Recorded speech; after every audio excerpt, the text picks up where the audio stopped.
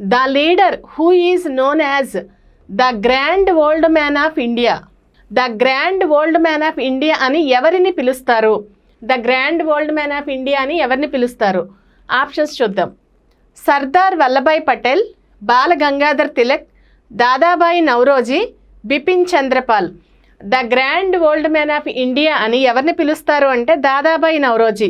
దాదాబాయి నౌరోజీ గారిని grand old man of India అని పిలుస్తారు. ఈయన భారత జాతీయ కాంగ్రెస్ పార్టీ స్థాపించడంలో ముఖ్య పాత్ర వహించారు.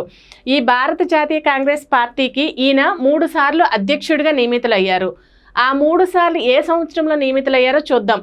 1886వ సంవత్సరం, 1893వ సంవత్సరం మరియు 1906వ సంవత్సరం. ఈ 3 సంవత్సరాల్లో ఆయన భారత జాతీయ కాంగ్రెస్ పార్టీకి అధ్యక్షుడిగా నియమితులయ్యారు. 1892 నుంచి 1895 వరకు ఈయన యునైటెడ్ కింగ్డమ్ హౌస్ ఆఫ్ కామన్స్లో సభ్యుడిగా కొనసాగారు. మరియు యూకే పార్లమెంటుకు ఎంపీ అయినటువంటి మొట్టమొదటి ఆసియా వ్యక్తి మన నౌరోజీ గారు.